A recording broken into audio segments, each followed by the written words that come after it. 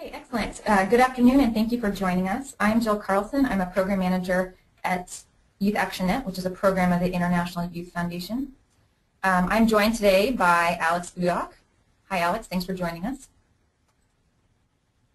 Alex, are you there? Hey, Jill, my pleasure. Thanks for having me. Yeah, thanks for joining us. Alex is the co-founder of StartSomeGood, and he's also one of our 2012 Laureate Global Fellows. And thanks so much for joining us. You can find both of our Twitter handles, both for our personal accounts and then also for organization accounts below our pictures. Some quick details before we get started. I want to let folks know that we're recording this webinar, so regardless of whether or not you can attend the entire duration, we'll be sending out the slides and the recording to all of those who have registered. So if you have to leave early, don't worry, you'll have the information after the fact. Please go ahead and tag your tweets with StartSomeGood with that hashtag so we can monitor chatter on Twitter. And at the very end, if you'd like to send your questions through the GoToWebinar chat box, we'll also have that as an option. Now, great. Alex, I would love if you could just tell people where they can go get some more information about StartSomeGood. Yeah, so you'll get tons of StartSomeGood today in the next hour or so. But one thing we can quickly tell you about is we put together an ebook featuring 10 ventures that successfully raised funds with us in 2012, where they talk about what their goals are and also what they think is the upcoming trends, what matters in 2013. So cool, interesting read, and you can just follow that link down below. Yeah, and the thing that I love about this is that they actually you have ventures of kind of all different shapes and sizes and geographically all over the world. So fantastic case studies there if people want to check those out. And my very quick plug is that, like I mentioned, Alex is a 2012 Laureate Global Fellow, which makes him part of a very distinguished cohort of young leaders from around the world. And the great news is that we're opening our application for the 2013 fellowship on February 1st.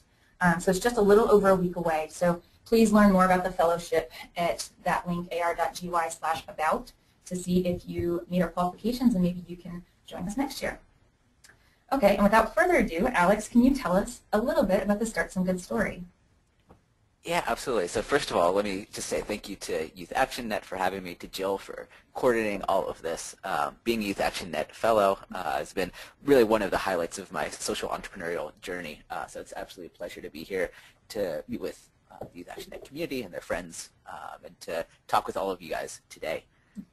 So quickly, StartSomeGood. We are a crowdfunding platform for social good ventures and projects to help you raise funds and grow a community of supporters. Important in that is the part about growing a community of supporters. So we'll talk today about how crowdfunding is a way not just to get the funds you need for your project, but also to grow and nurture a community as well. And I think the best way to kind of see the power of your platform is to tell it through stories. So we begin today with two wonderful stories. So can you tell us a little bit about Yanti? Absolutely. So the first story is Yanti Turang. She's from Australia, currently lives in New Orleans, the United States, and she's a registered nurse. As she was going through her nurse training, she became really interested in the health disparities that exist, especially between rural communities. So she became inspired to take what she had learned in school and apply it to the country she cared most about, Indonesia. So she came up with a venture called Learn to Live, which would build mobile rural health clinics in North Sulawesi in Indonesia. She came to StartSomeGood with the goal of simply getting her venture off the ground to get started with taking this idea and making action. So she raised about $7,000 from over 90 different people to be able to start doing the work that she wanted to do to start good. She then came back to us in 2012, and she, as any good social entrepreneur does, learned what worked, learned what didn't work, refined her model, and then raised funds in 2012 similarly to continue to have that impact for the communities of North Sulawesi. Great. And I love her story too because she had so many backers that it wasn't just a few large donors that gave that amount of money, but it's actually quite a cohort of donors there. Which leads us to Jennifer Windrum's story, which is also a powerful one. Can you tell us a little bit about her venture? Yeah, really one of my favorite and most inspiring stories. So Jennifer Windrum unfortunately had a mom who was going through chemotherapy for cancer, and she lived about 1,500 miles away from her mom. So they both felt very isolated as her mom was going through the radiation and other treatments for cancer. As much as Jennifer wanted to be there, she simply couldn't because of geography. So, thinking like a good social entrepreneur about what could be done, she came up with an idea for a venture called Sock Monkeys Against Cancer. The idea being that you'd give a sock monkey to someone going through cancer, a specific sock monkey for the different type of cancer, so one for lung cancer, one for breast cancer. And that sock monkey would be with the person while they're going through the treatment to really help them feel like they're not alone. So Jennifer had an ambitious goal. She wanted to raise $35,000. She managed to raise just over $35,000. And though sad, also quite poignant, she reached her goal, and then 2 days later her mom passed away. But her mom passed away fully knowing that Jennifer's dream of creating a sock monkey against cancer, making it a reality, and dedicating it to her mom actually came to reality through the 400 people that believed in her vision.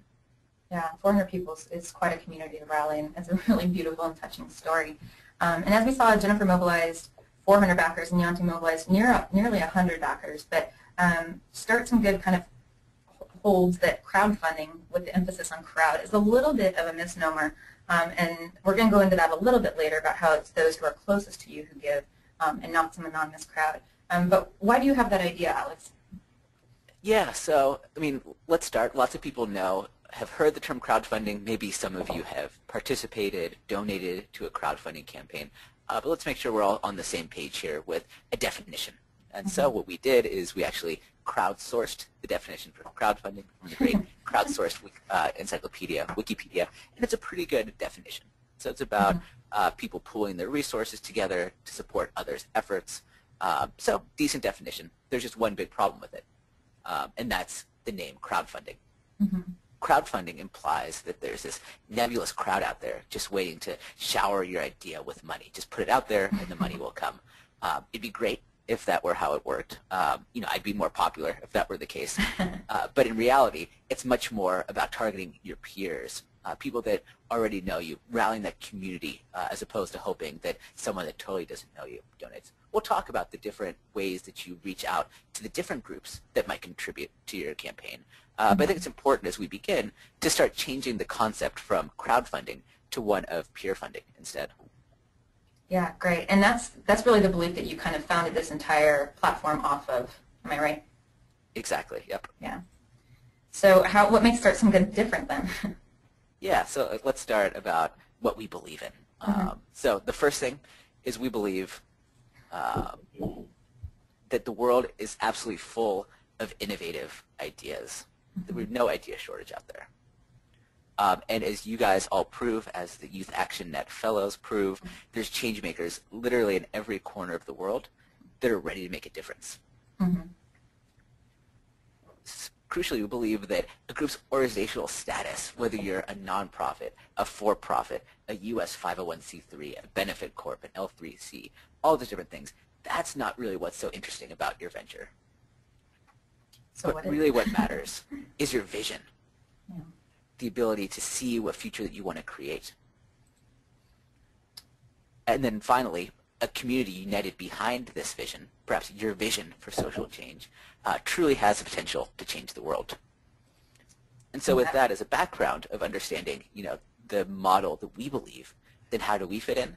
Well, we believe that it's all about an inspired person or a group of people with an incredible idea that can then rally their community, and through using the tools of StartSomeGood, can together have just incredible impact. Absolutely, and this Max sock monkey is a perfect example of that, with Jennifer's idea and her commitment to the cause, and then finding all the folks who really wanted to give to it really have this lasting impact. Exactly, it takes all of these. I'm sorry to interrupt you, but there are so many different platforms and tools out there, and when people first think about crowdfunding, lots of times people first think of, you know, a Kickstarter or an Indiegogo or the tool itself versus kind of the movement. And so I was curious, did you look at the kind of the landscape of crowdfunding when you started StartSomeGood, and what does it look like? Yeah, so you know, the field of crowdfunding right now is really exciting. There's a ton going on. A recent Economist article said that there's about 450 platforms worldwide, probably even more since that article was written. So it's a really vibrant space right now. But we recognized that there is a need for a platform built specifically for the needs of social entrepreneurs. But how do you make sense of this crowded and exciting marketplace? As you choose which platform might be the best fit for your project, a couple things to think about. So the first one is there a geographic barrier? Some platforms are built just for specific countries, whether that's US only, Australia only, EU countries only, whereas some platforms are global, open to anyone, anywhere in the world. Okay. The second question you'll ask is there a focus to the site? So sites like Kickstarter are fantastic, and they focus on creative projects. Creative projects broadly defined, but art, film, photography, that kind of thing. Whereas other sites focus on another niche. So we focus just on social good. And we can imagine with 450 platforms out there, there's all kinds of variety of crowdfunding sites, from video games to fashion. So you'll choose, is there a reason to be on a niche site, or do you want to do a general purpose site? Right. Then the final real important question you want to ask is, what's the fundraising model? And really there's two models that are most popular. There's the all or nothing model and the keep what you raise model. The all or nothing model, mostly popularized by Kickstarter, is exactly what it sounds like. You say, hey, our goal is $10,000.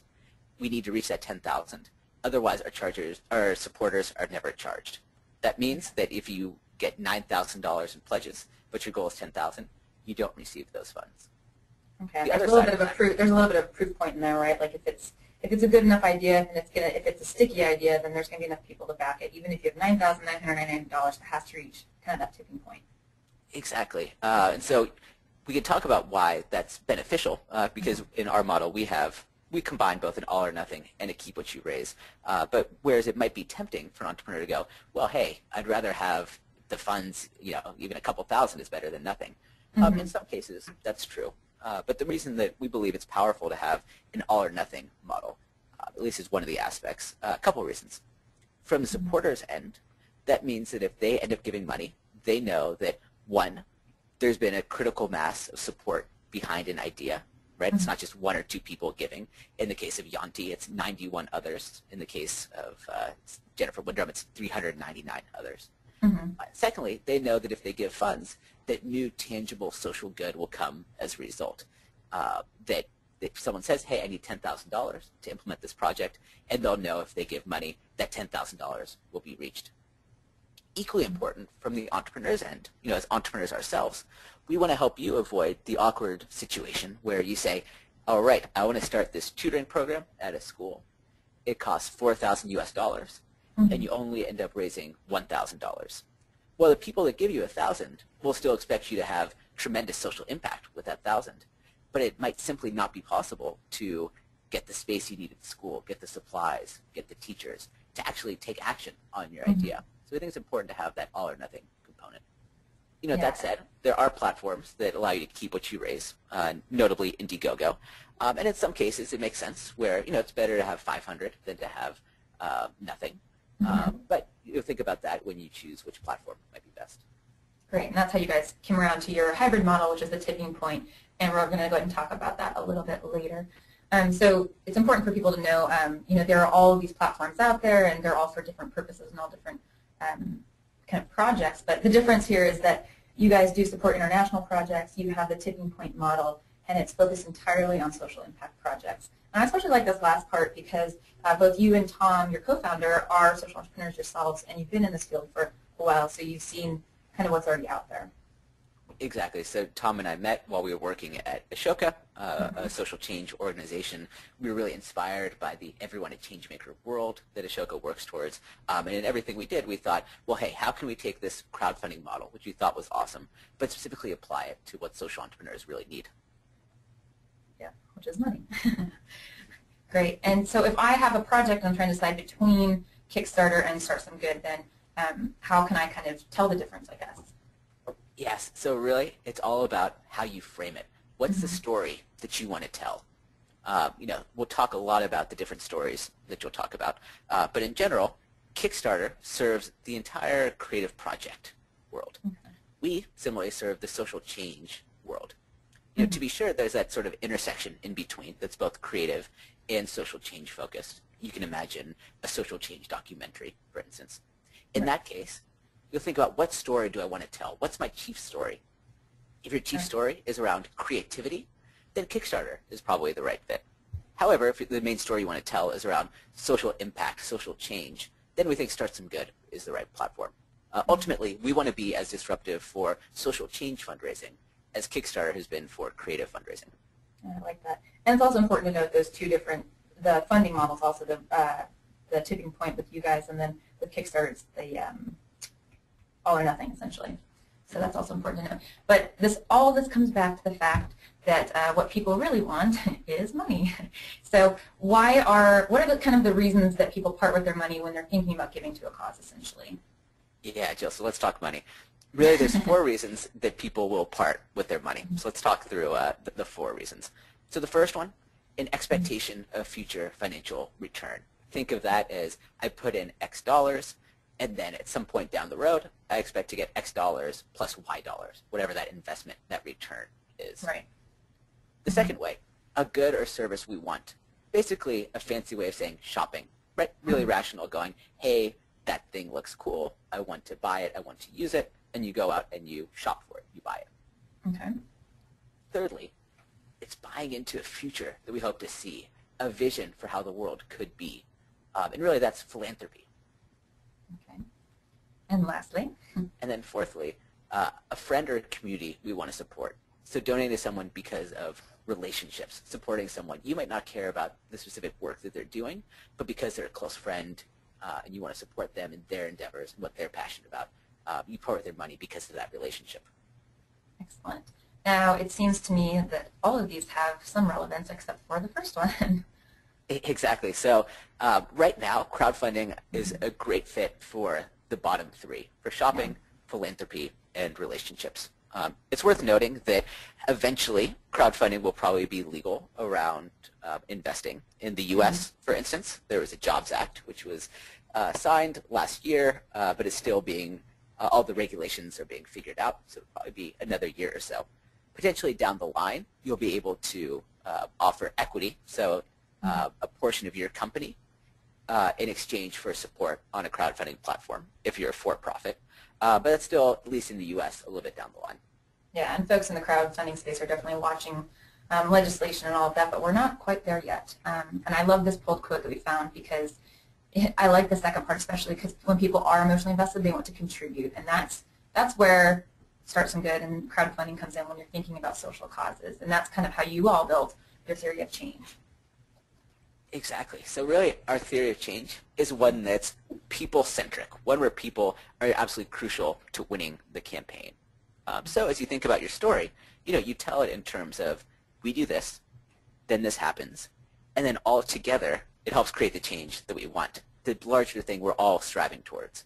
And so as you think about this, you can mobilize your community as a movement, and then really use your crowdfunding campaign, your peer funding campaign, as an amplifier for that movement.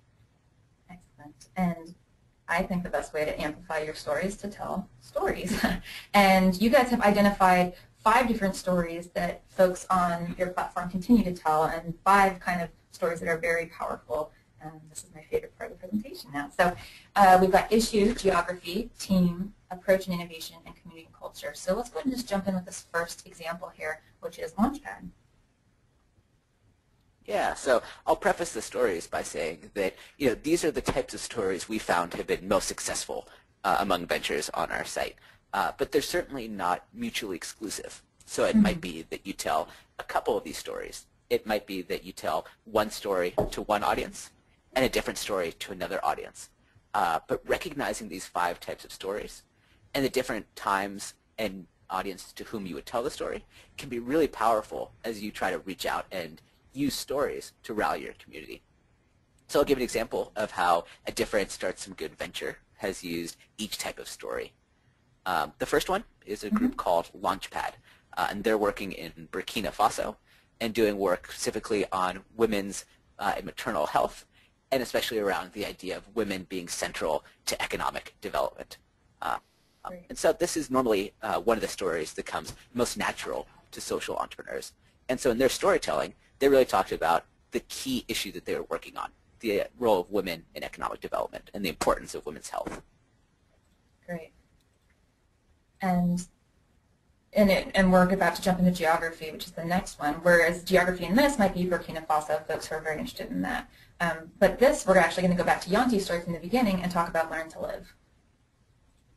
Yeah, Yanti makes a reappearance here because she told some really compelling stories around geography. She had a lot of different ones she could tell. So, as you remember, she's from Australia, based in the U.S., and doing work in Indonesia. So, the first and main story she would tell was one around people that cared about the country of Indonesia. So, there's lots of different people and lots of groups within that. One could be Indonesian expats, so people from Indonesia originally, but now living in either Australia or the U.S., but people that really care about that country. But you can even think broader than that and think about maybe people that have traveled there, people that have spent some time in Indonesia, people that have seen firsthand the health disparities that exist. And in so doing, she's able to really compel them to action because they have this fondness or this background or this experience with that country. And so as a result, you can imagine that if you have a particular tie to Indonesia, that's a really compelling story. So whereas for someone like me, since I've never been to Indonesia, that might not resonate with me quite as much as, say, the issue, right? Because I care about health outcomes. Right. But if it were doing work in Costa Rica or Ecuador or other countries to which I've visited or spent time, it could be really compelling. So that's where knowing your audience and knowing the power of geography and location can be really powerful. Absolutely. And I like how you already kind of sliced another way of saying that the health outcomes would be, the issue idea would actually really resonate with you, whereas geography might resonate with other people. And what is the third story that seems to resonate? So the third one is one that's often overlooked by a lot of social entrepreneurs, but it's you. It's your team. Be sure not to forget, who are you? Why do you care about this issue? Why do you work tirelessly on this idea? Why are you getting less sleep than you should, probably less money than you should, dedicating your time, your energy, your passion to this idea? Don't forget about yourself in the stories that you tell. A great example of this are the Oakland Dons. So we partnered with a great organization called Ashoka Youth Venture, which works with teenagers to inspire them to become changemakers. So in the San Francisco Bay Area, this group learned about food justice issues that were affecting their community, and then became inspired to take action to actually create ventures that would address these food justice issues. Oakland Dons had a great idea, creating urban farms in areas that otherwise had a lack of access to fresh fruit and vegetable. But what's so powerful about them is, I didn't give to them because I cared about the issue, though I certainly do. I think food justice is important. I didn't give to them just because I care about the San Francisco Bay Area, though I do, since I'm from there. The reason that I gave is because I wanted to support these teenagers, these 16-year-olds that were taking action for their community, these 16-year-olds that became empowered to create a new future, to improve the lives of the people with whom they share a community. That was really powerful. So most likely I would have supported them regardless of the issue, regardless of the geography, but simply because I wanted to say, yes, I believe in you guys as future change makers. Yes, and this is especially something that youth always kind of have in their corner. And I remember when I first heard Wendy Cox speak about Teach for America, someone was asking her if, the teachers going into the classroom, were under-trained or unprepared, and she always said, youth and inexperience are on their side, because it was one of those things, you don't know what you don't know, and lots of times the young people are the people who can go out there and make the most change because they don't know the barriers, which is really exciting. So the next one is a fascinating, I love this story also because it's such an innovative approach to something that's been around for a long time. Yeah, so this is the story of Jack McDermott, who's a student at Tufts University. He grew up with a stuttering problem, and he took classes for it, but realized that there's huge inefficiencies in the model. That firstly, it was really expensive, so not available to everyone that needed it. And secondly, that he would make progress during the class, but then lose a lot of that progress in the 6 days where he didn't meet. So he came up with an idea for an iPhone and iPad app called Speech for Good. It would allow him to record speech, play it back at different speeds, share the audio with other people to get feedback and advice, and also have some social networking components to meet others that had similar issues. So he had this great idea, but wasn't a coder himself, and needed the funds to actually make the idea a reality. So what's unique about Jack's story is that lots of people have been working on the idea of stuttering or speech language for a long time, and there's nothing really new about that. What was new and really exciting was his application of technology towards that end, the way he was using something that a lot of people find really interesting, compelling, mobile technology, iGadgets, to create social good. So as a result, he told the story around his new approach, his new innovation, and was able to get some great blog coverage and get people really excited about the work he was doing, again, as a result of the specific way he was addressing this issue. Absolutely, and this is a way to get folks interested in your topic if it's not normally an issue that they care about. For example, TechCrunch might really pick up this story because of the innovative use of the technology itself, which is great. And this last one is definitely not to be overlooked because the power of community and culture can be pretty powerful. So I love this story because it's not even a community I had really thought about in the social good space. So can you tell us a story about Shouting Fire Radio, Alex? Yeah, exactly. So Shouting Fire Radio is a year-round radio station that promotes accessibility to media, to politics, to open discussion, collaboration. And it's part of the Burning Man community, grew out of the Burning Man community, which is a really close-knit community. Happens once a year in Nevada in the United States. So we found that a lot of people would donate to this story, donate to this cause, not specifically because they cared about the importance of open media and accessible media, but really because they cared about their larger community, the Burning Man community. So whereas they might not have found tremendous personal value in what they were creating, they found a lot of value in creating and strengthening the bonds among the community, something that would benefit everyone that's part of their community, part of their tribe. And so a lot of people gave because they believed in the greater social good of this group. That's great. And when we're talking about these projects, what is the range of funds that they raised? We have kind of different size projects here. So what is the range that we're looking at?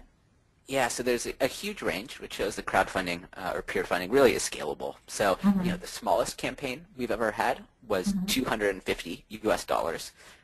Actually, one of my favorite campaigns ever, which was bringing a farm to a jail in rural Virginia. All the way to the largest amount raised was $101,000 US, which was a nationwide bus tour to promote civic engagement.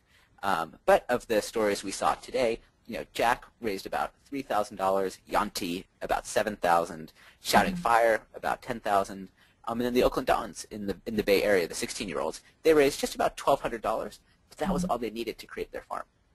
Wow, so it really does range. That's impressive. And then when we start thinking about this next beautiful jawbreaker design here, this diagram shows us that it's actually those around us who give more freely, and then by using a crowdfunding tool, you're working to reach the people out in the outer tiers. So how many folks kind of break through those barriers? Yeah, exactly. So, as you think about to whom you're reaching out, we encourage you to think of three groups. And think of it as a bullseye, where you start at the middle, and then you expand outwards. So as you start with targeting the communities, people that might support you, it's absolutely crucial you start with your peers. Your peers, your family, your friends, your board members, the people that are your closest and strongest supporters, people that truly believe in you, that already know you, you already have those strong bonds. It's crucial that you begin with them because they're the ones that will give you that initial momentum and that initial sense of, yes, there are people behind this idea that allow you to reach out to those with whom you have less strong of bonds. So that's why start at the middle of the bullseye, start with your peers, and those would be the first people that donate to your campaign.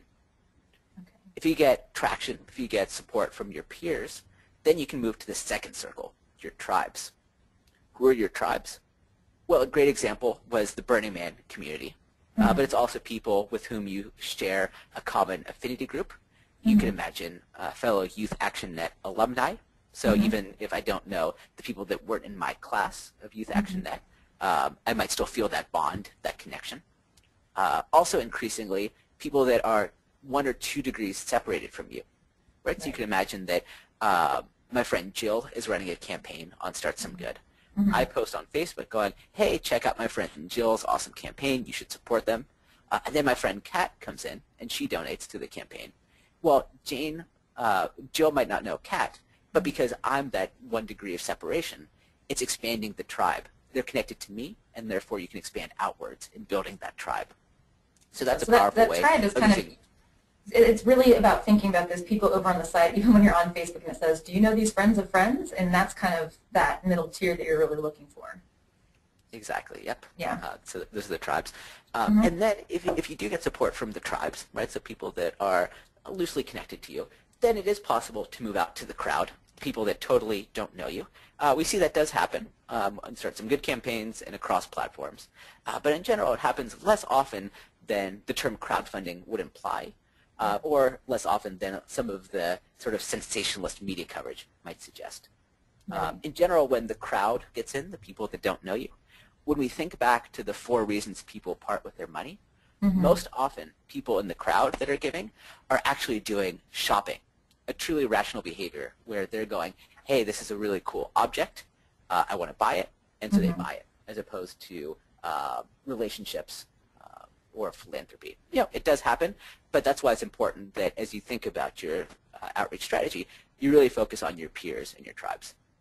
And that's actually the perfect segue into thinking about the difference between kind of transactional relationships and then relationship-based relationships, if that's redundant there. But lots of folks don't know this next fact, but how many people actually give again on Kickstarter?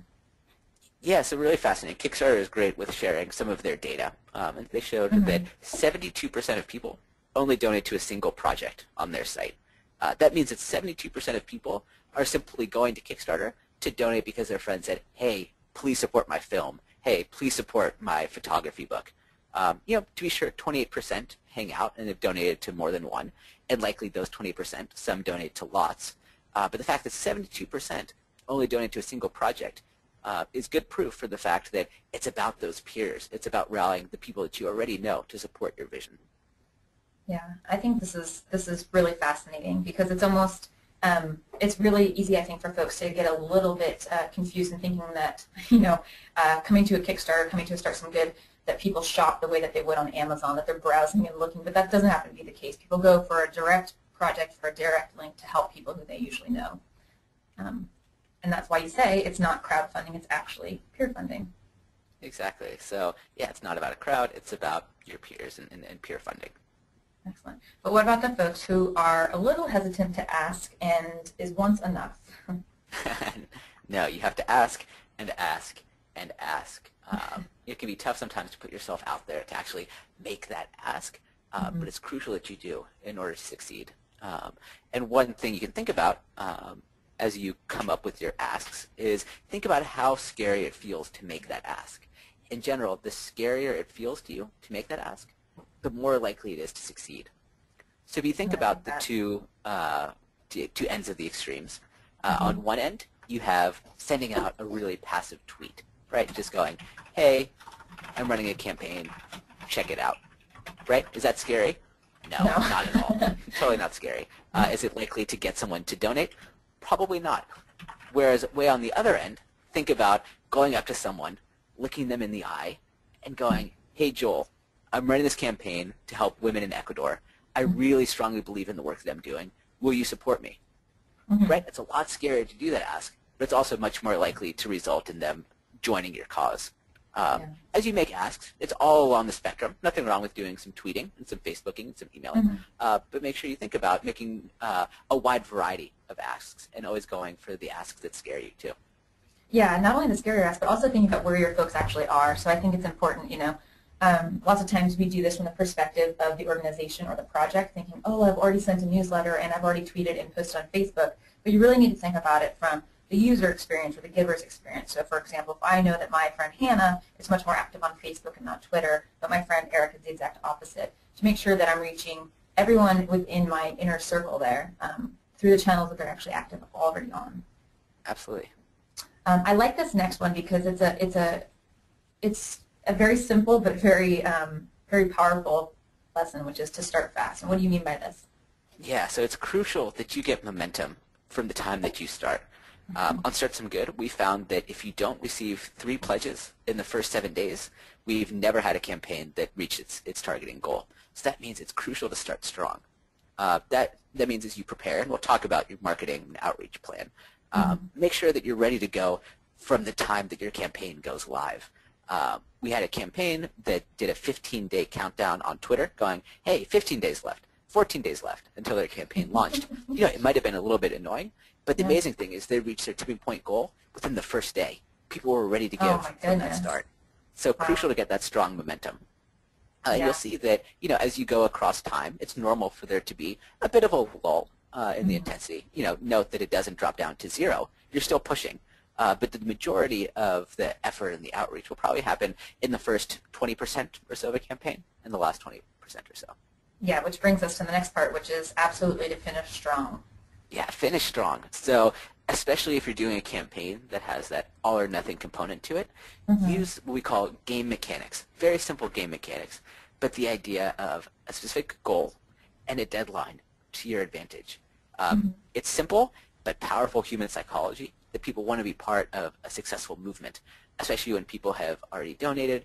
They want to see your vision succeed. And so you'll be amazed at how strong you can finish as long as you keep that momentum. It's crucial that you keep believing you can reach your goal. If you do, you really can rally your community behind it, especially given the deadline and the goal-driven behavior.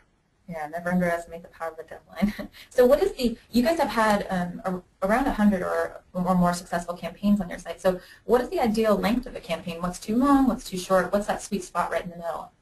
Yeah, so we found the sweet spot is right around 30 to 40 days, so about 4 to 5 weeks or so. That's about perfect. And that, sometimes there's reason to have a longer or a shorter campaign. For instance, if you want to do offline events where you do a road trip around, a longer campaign might make sense. We've also found some campaigns had huge success in doing a 10-day sprint of a campaign. But early on we learned we used to allow campaigns up to 90 days, but found that there's huge diminishing marginal returns to longer campaigns. And so we ended up capping it. The longest campaign you can now run is 60.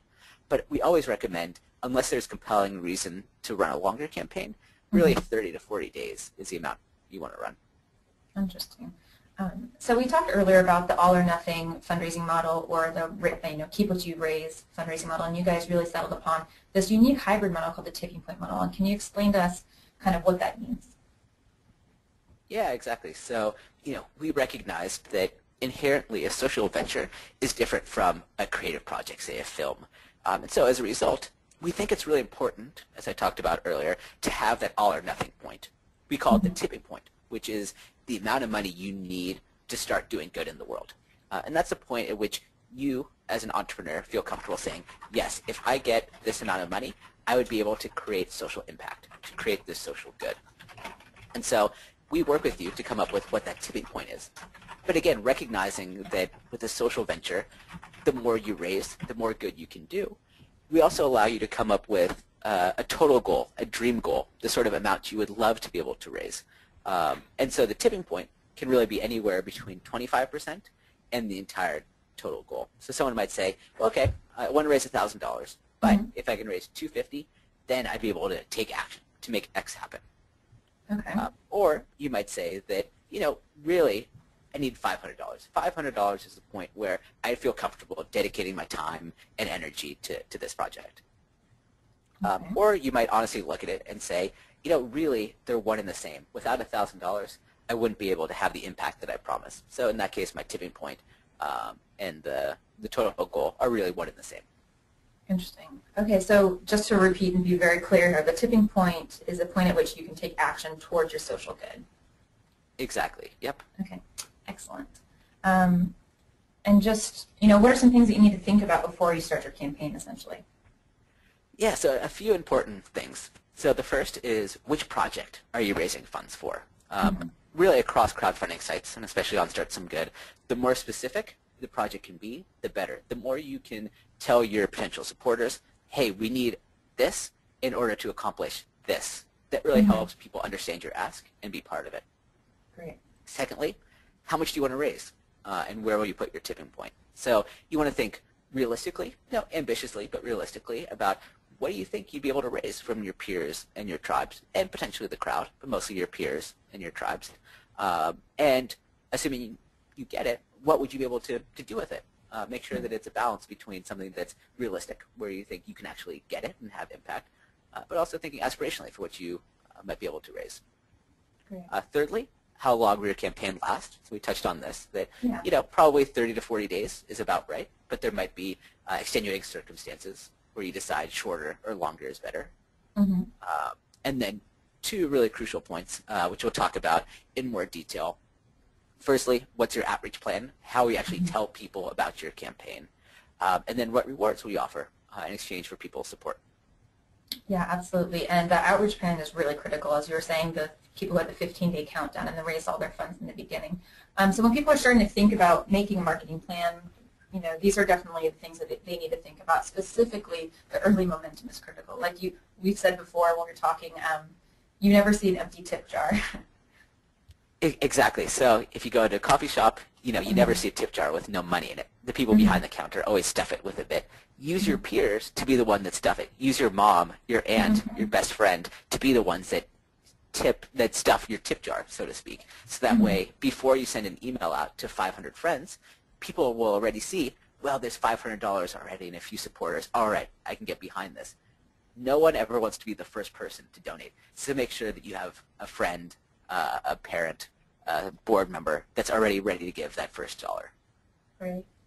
Yeah, just in the interest of time, we're going to go ahead and let people kind of look at those other ones. But specifically, let's go ahead and talk about what kind of rewards inspire people to give more or to give more often. Yeah, so we always say when you think about rewards, don't do them just as, hey, here's a coffee mug for the sake of giving a coffee mug, but really give them as a tool to build that community. As Simon Sinek says, to make them feel part of the vision, part of what you're building. So a few different types of rewards you might offer, but worth especially calling out here. Access to the team, skills, services. That's something people often overlook. So a great example of this is we had a group providing nutrition counseling to underprivileged teens. And one of their rewards would be a Skype chat with their team for your own nutrition counseling. It's something that they're already experts at, and it's a natural fit because it ties into the overarching mission and goal of the organization and also provides something truly of value to the supporters. Another great example of that sort of inside access. We had an author named Devin Thorpe who wrote a book called Your Mark on the World, all about how the average person can become a change maker. And so what he did is he raised funds for his book. He had 11 chapters written, and the 12th chapter became basically a crowdsourced chapter where anyone that donated got to choose a nonprofit or social venture that he would then cover in that 12th chapter. So Wow, that's very cool. He made him part of the process then. Exactly. Great way of building community to truly make them feel part of what you're building. And other examples, we can certainly talk more about this if people have specific questions, things that your venture actually creates, things with your logo on it, and then absolutely don't forget to acknowledge people, to send a thank you note. And always, always, always a handwritten thank you note is so much better than an email or a social media shout out. Yeah, absolutely. And StartSomeGood is also a little bit unique in that you all require a video to be posted on the site. And you've seen videos of all lengths and sizes, but what are kind of the three main parts of a really good video? Exactly. So the ABC of creating a great video. Number one, make sure that it's authentic, right? That you're telling your personal story behind it. People often get intimidated or worried that, well, hey, I don't have a supercomputer. I don't know how to use Final Cut Express. I always say, don't worry about that. I would, any day, much rather have a video created with a webcam or a mobile phone where it's the entrepreneur going, hey, this is who I am. This is what I'm doing. This is why I believe in it. Will you support me? Much more than a slickly produced video that lacks that heart, lacks that soul, that authenticity.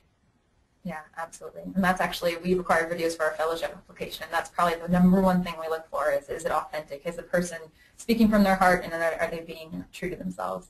The second point, though, is also very important, especially in today's social media world. Is be brief. Yep. So we found that 1 to 3 minutes is the best. You may feel like you have 20, 30 minutes to tell. That's awesome.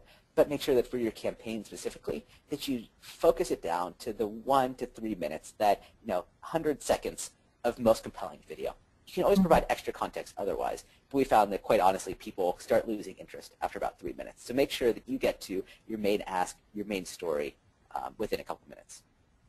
Yeah, and I think bringing in that ask part is very important, and also having, hooking them with something compelling right from the get-go. Exactly. Make it compelling. Make people want to keep watching. And as long as you're authentic and your brief compelling, follows pretty much in line with that.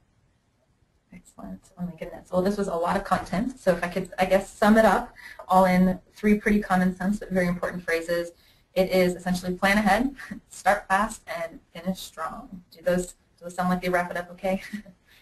That's a great summary. Yep. Okay. We encourage people, if they think about a campaign that's going to be a 30-day crowdfunding campaign, really think of it as a 60-day effort where you spend 1 month planning and making sure that you're able to start fast, and then you spend the time where you're actually running the campaign to finish strong, to finish with momentum. Yeah, absolutely. And if people want to learn more, I wanted to make sure that they knew how to find you. You also have a fantastic blog on Tumblr at startsomegood.tumblr.com. It's not up here, but I like to read your posts, and you have some fantastic case studies. And we're going to go ahead and head into Q&A, so please go ahead and send us your questions on Twitter using the hashtag StartSomeGood.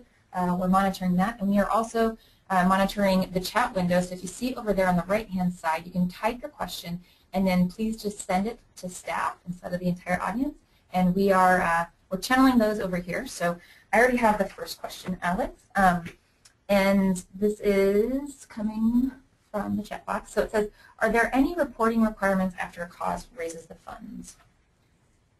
Yes, there's no formal reporting requirements, but keep in mind that really the people you're beholden to isn't Start Some Good. It's to the community that you've built, and so the more you're able to be transparent and continue to provide updates and enroll them in what you're doing, the more likely you are to build that vision. So as we talked about, not just making it transactional, not just thinking of someone as a $, but as part of your movement. The more you can keep them involved and enrolled, the better. There's no formal reporting requirement by any means, but people will, if they're believing what you're doing, want to see updates and want to see that you actually are creating your vision. So it's much more of an encouragement rather than a requirement. Yeah, maybe roll that into your overall marketing plan and continuing communications with your donors. Exactly, and rewards are actually a great way to put that into part of it. So for instance, we had a group that raised funds to put on a film festival about human rights abuses in North Korea, and anyone that donated got a ticket to that film festival. So 2 months down the line, they got to see their actual event take place, to actually be part of it. Oh, that's great. Excellent. Okay, this next one is, can you run more than one campaign at a time on the site? No, you can only run one campaign at a time. We think that's really important because, especially as you're reaching out mostly to your peers and your tribes, sending people to either more than one platform or even more than one campaign on the site only reduces the chance that any one of your campaigns succeed. As part of our model, building it for social entrepreneurs, we absolutely allow you to run multiple campaigns over time. So Yanti is a great example. We've had a good number of ventures that have come back to run second campaigns, but only one at a given time, and that's really in your best interest to make sure that you're not diluting your asks. Great. This is a great question. In developing economies such as India, where social networking is quite strong, but online banking is still a nascent stage, how can we source funds through online fundraisers? And actually, I'm going to piggyback because 2 questions kind of resonate with the same tone. The next one is, according to the peer funding principle, it seems like crowdfunding is really only feasible for social entrepreneurs with strong first world personal networks. Is it true? And if not, what can a third world or an emerging economy entrepreneur do? Sure, that's a great question, and something that we think a lot about because, in all honesty, it is slightly skewed to those that have networks that are more tech connected. But it's not an absolute requirement. So we have a campaign right now that's based in Belize that's raising funds for tropical rainforest protection. And so what he's done is, recognizing that a lot of his supporters probably aren't hanging out on Facebook and Twitter all day, he's actually going door to door to solicit donations. And so as a result, we allow you to basically count those donations online, and we can talk more about how that fundamentally works. But the idea being that he's taking online fundraising offline. It's important to note that crowdfunding, while it really has grown in popularity since about 2008, so coming into like its fifth real year of excitement, at its core, it's really nothing new. At its core, it's community fundraising, which is something that's been going on forever. So, what's new about it is the new platforms, some of the new game mechanics, and of course the reach of social media. But anyone that's a great fundraiser in the community fundraising sense, even 100 years ago, would be able to succeed in crowdfunding as we kind of think of it today. Yeah, that's a great point. This is a great question as well. So when selling a product for fundraising, is it better to think in terms of utility to the buyer or relativity to the cause? When specifically thinking about selling a product. So I'm not sure. It depends. Is that the consultant answer? It depends. I think Claudia is trying to ask, when you're trying to sell a specific product, and that's the product that you're using to fundraise, is it better to sell it based on the use and utility that it can have for the person buying it, or the good it'll be doing because of the cause? I'm guessing this has to do with cause marketing. So if you buy this, the buy one get one, or buy one get one model, maybe. Yeah, so I mean, it comes back to storytelling, and so I would say you probably want to tell both stories, because both stories could be compelling. Whether one resonates more with the other probably depends on to whom you're really trying to target. So let's say you're trying to sell a solar lamp in Ghana. So on one hand, you might be telling the story specifically about, hey, this is what this solar lamp could do, this is the impact it would have, this is why you, individual in Ghana, need this lamp. So there's definitely a story to be told there. But then there's also a story to be told around people that care about environmental sustainability or economic development that might be equally inspired by that. So I guess going back to the it depends answer, I would say it's more of both. Recognizing the different things that would motivate someone to give, so talking about both shopping and philanthropy. Make sure that both of those are covered. Whether one resonates more than the other, that's something that you might test as you try it out to see which one supporters correspond more to. Or you might say, well, hey, we really expect most of our supporters to be Ghanaians. So in that case, we're actually going to target most of our storytelling around the impact this light would have on them. And then, secondarily, we'll talk about the potential philanthropy, the potential social change aspect. So it's sort of a more personal reflection based on your peers, your tribes, and your needs, I would say. But the fact you're recognizing that those are two stories to tell, I think shows that you're in a good position to make sure that you're reaching out to those communities properly. Yeah, and you're already asking the good questions, which is a great starting point. This next one is, does StartSomeGood provide the contact information, email addresses for those who have donated to your cause for ongoing communication? Yeah, definitely. So you get access to the name, email, donation amount, reward selected for anyone that donates. So that way you can correspond with them, provide them updates, add them to email lists, etc. Excellent. What currencies do you accept? So right now, all donations are processed in U.S. dollars. We use PayPal. So that means that basically as long as you're in a country that can accept PayPal, then you can use it. And so basically you just have to do something on PayPal's end where you say, okay, even though my actual currency is New Zealand dollars, I can accept U.S. dollars. So we're looking to roll out more currency-specific support as we go along. But for now, it's U.S. dollars. Excellent. Can you shorten your campaign after it has begun? The length of the campaign. Yeah, that's a good question. I mean, officially, no. Officially, it's set. I mean, unofficially, if there's some reason you needed to shorten it, you definitely could. I mean, crucially, you can't extend it once a campaign starts.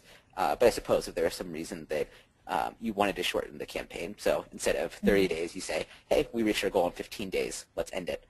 That wouldn't be a problem. Not something we've seen, but not a problem. Someone wanted to. Great. If your project doesn't produce any product, souvenirs, or swag, what works well as a reward? Yeah, so going back to the sort of access, that's a powerful thing. So being able to provide something that you know a lot about, and really think creatively about ways that some reward could inspire someone to feel more connected to the work that you do. Maybe there's a book that you read that really inspired you to become a changemaker, a copy of that book. Maybe there's something from your specific country that might be a cool reward. Maybe you're doing a road trip where you're talking environmental sustainability in 5 different cities, you could send a postcard from each of those 5 cities. There's lots of ways to think creatively about what would make someone feel more connected, and it's certainly not a requirement that your venture actually produces something. In the individual case, we're happy to brainstorm more ideas, but I think having a look at the different types of rewards offered on our site now could certainly provide some inspiration for ideas that are out there. Yeah, and you guys also have a fantastic blog post up about that too. What rewards resonate with different types of donors. And another thing I'd like to add there is actually something that people kind of don't ever think of because it sometimes happens naturally is just your success can be such a huge reward. So say 2 years down the line, you're featured in a Financial Times article or a profile in Fast Company magazine. For folks to be able to say that they were kind of early adopters of your idea is a reward in itself. So the more good you do, the better it is for the people who originally invested in you. Absolutely. Yeah, and this will probably be the last one because we're almost out of time.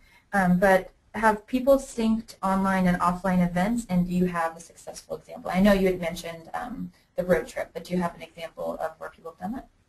Yeah, that's a great question. So actually, going full circle to the second story we talked about, Jennifer Windrum and Sock Monkeys Against Cancer, what's really notable about what she did in building her community is the way it bridged online and off. I mean, of course, cancer unfortunately touches all of us, but she managed to build this community also offline, and she held 2 offline events for her fundraising campaign specifically. So offline events where they brought in speakers, and then crucially, they had iPads and laptops set up where someone could actually donate right on the spot. So that's a great example of fusing people that might not be always connected to the internet, that want to still support, and bringing them offline. And again, thinking about community building, not just being online, but also building that offline. Great. Actually, there are 2 more really good questions that I want to squeeze in here. And so if people need to pop out, they can go ahead. But I think this is a great one. So could StartSomeGood be used to act as a seed or startup cost for a business with a social impact, such as a youth entrepreneurship program or environmental entrepreneurship program that will hopefully make a profit in the future? Yeah, totally. So, we especially focus on helping early stage ventures get off the ground, recognizing that there's not a lot of support oftentimes from going from idea to action and impact. So, to us, it doesn't necessarily matter if you're planning to be a nonprofit or a for-profit. What we care about is, based on the funds that you raise, would you be able to create impact in the world? And so if simply starting up your venture, maybe doing a pilot program for it, would allow you to start having impact, then absolutely. Great. And this last one is a little bit more about the tipping point model in terms of how it works in practical terms. Does the audience on your page have access to your different goals? I'm not sure what I mean by access, but they're able to see what the goal is. They're able to see what the tipping point is, essentially. Absolutely. And so we use simple graphical display as well as numerical, so you can see, hey, if the goal is 10,000 and they're at 8,000, the bar will look 80% full, and it'll show how much is left to go. Excellent. Well, we will go ahead and end today's webinar with that question right there. But I wanted to thank you again, Alex, for all of your information. And as you all can tell, Alex has a wealth of knowledge when it comes to peer funding and crowdfunding. And so this is just the beginning. So I encourage you to go over to StartSomeGood and check them out, especially if you're interested in raising funds.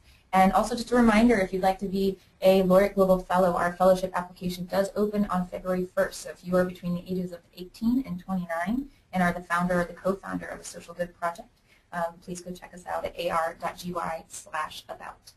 And I guess that's it for today. So thanks so much for joining us, Alex.